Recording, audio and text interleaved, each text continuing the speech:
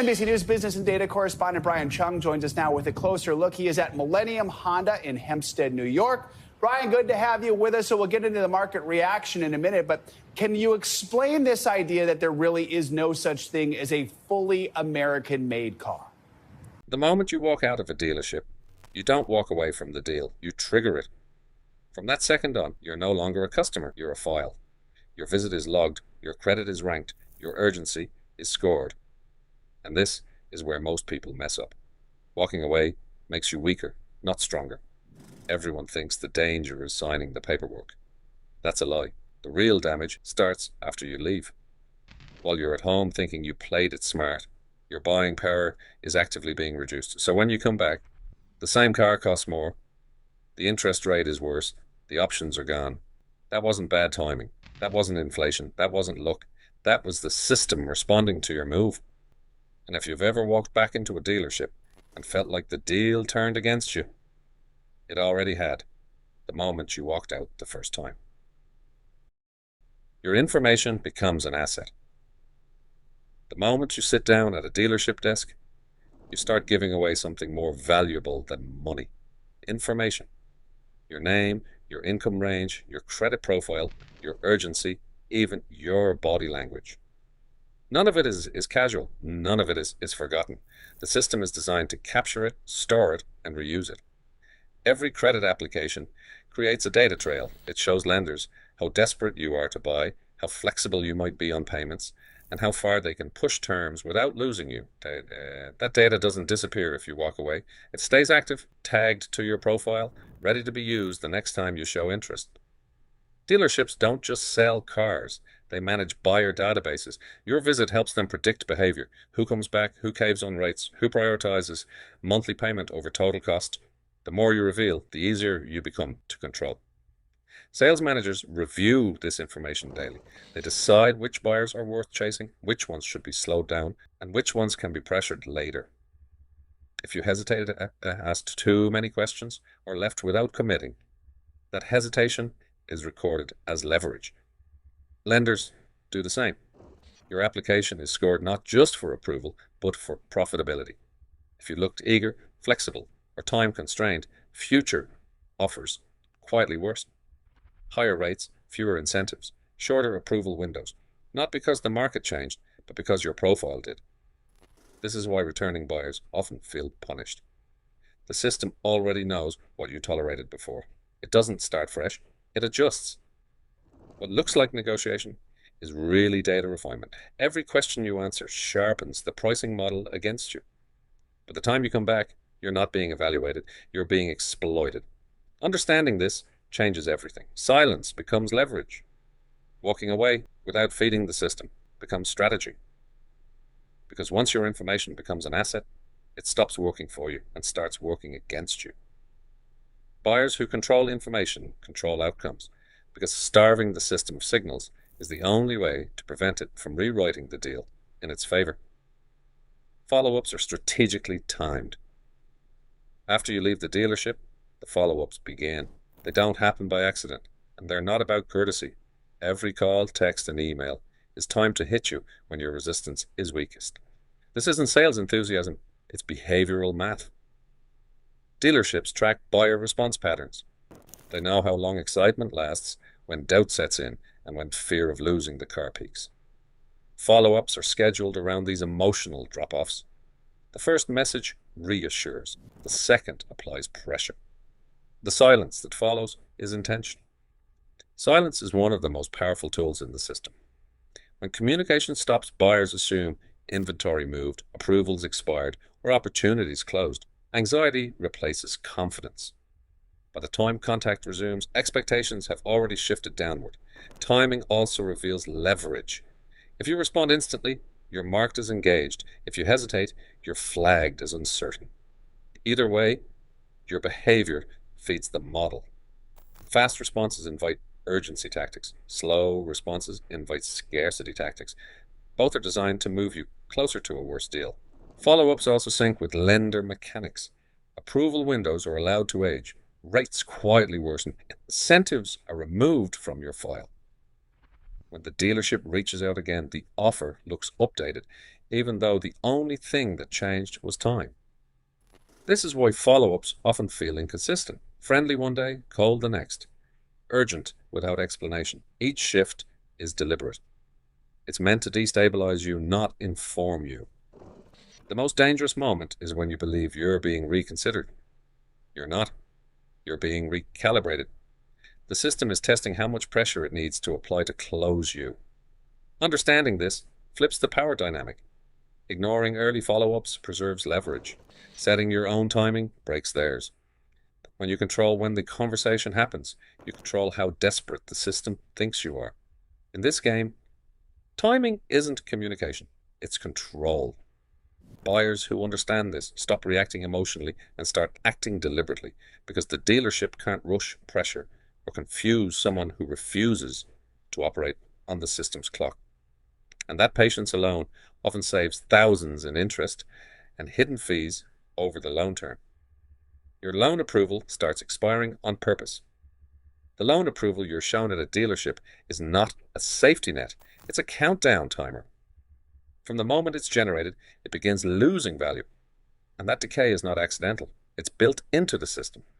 Approvals are intentionally time-boxed. Lenders attach short validity windows, not because risk suddenly changes, but because urgency does. The longer you wait, the more leverage shifts away from you. Rates worsen, terms tighten, and options quietly disappear. When you return, you're told the original approval is no longer available, even though your financial profile hasn't changed. This is where framing matters. The new loan is presented as the best remaining choice, not a downgrade. Buyers rarely question it because the expiration feels external, like a market issue. In reality, it's procedural pressure. Speed is rewarded. Caution is penalized. Lenders also use approval hierarchies. Some loans are protected and reserved for buyers who close quickly. Others are designed to age out. If you hesitate, your file is rerouted to less favorable tiers. Same buyer, same car, worse math. Dealerships understand this perfectly. They let time work for them. Follow-ups slow down. Urgency shifts from excitement to fear. When you're engaged, the numbers look tighter, and the explanation is simple. This is what you qualify for now. The most dangerous part is that this decay feels natural.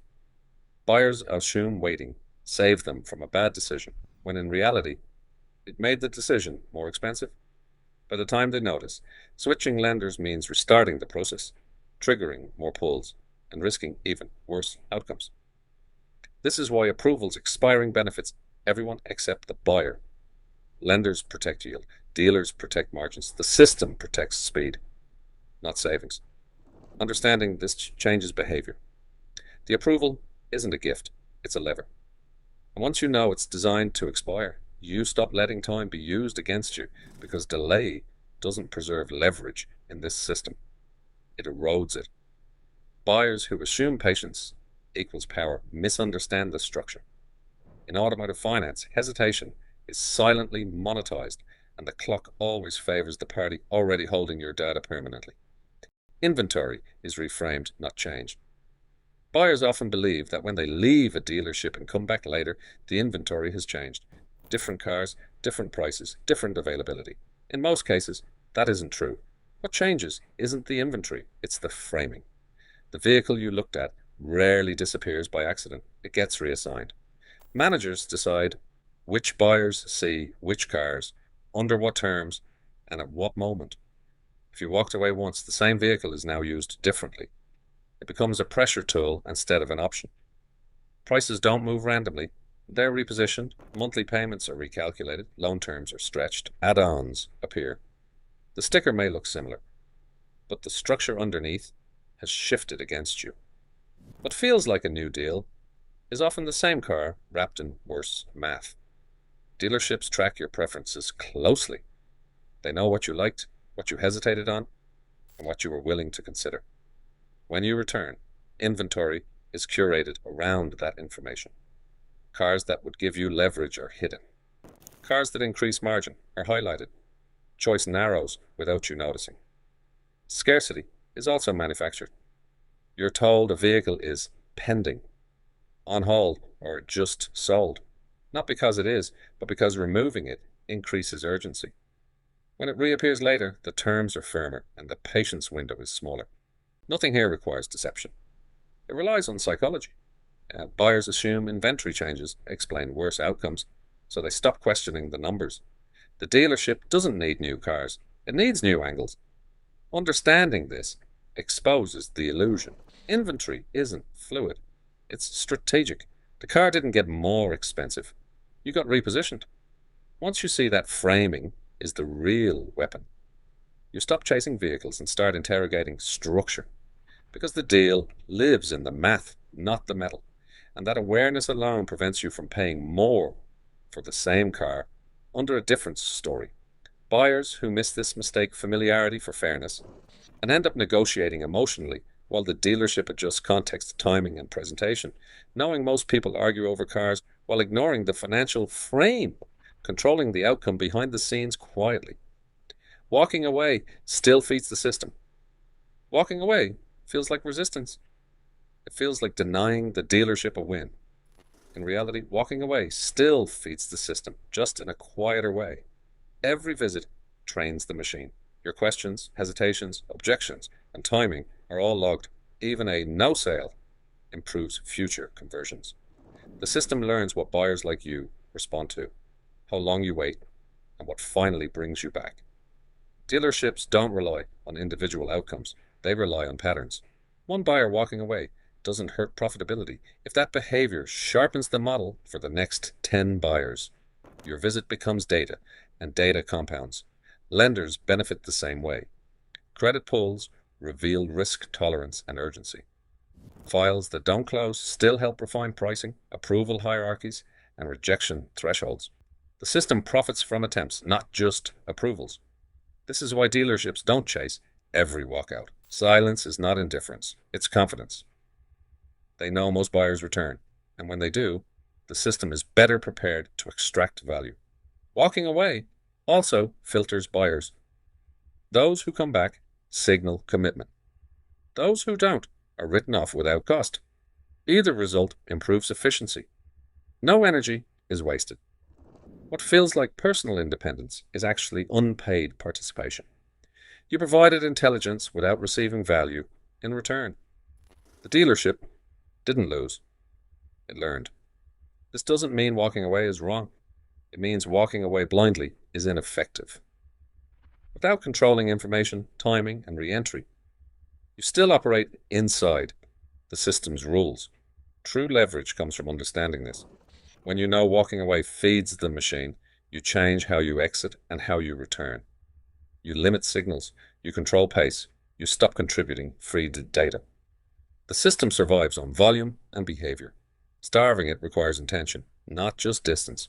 Otherwise, even your refusal becomes part of the machinery designed to win.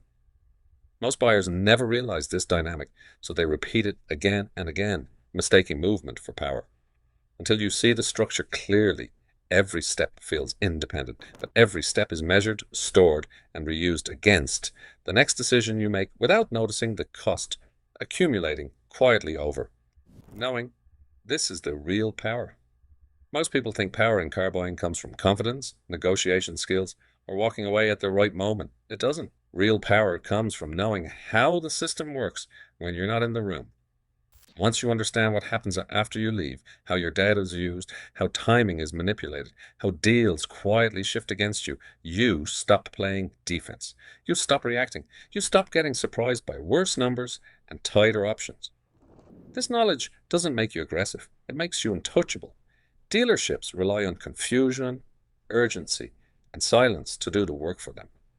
When you can see those tools in real time, they lose their edge. The system only wins when you don't know the rules. That's what this channel is about. Bidding for Autos exists to expose the mechanics behind the deals, not to help you feel confident, but to help you stop overpaying, stop getting boxed in, and stop funding a system that profits from ignorance. If this changed the way you think about car buying, don't keep it to yourself. Like the video so it reaches people before they sign the wrong deal. Subscribe to Bidding for Autos, because every video here is about giving buyers the advantage they were never meant to have. Because once you know how the game actually works, they can't play it the same way anymore. If you want more like this, subscribe. And watch this next.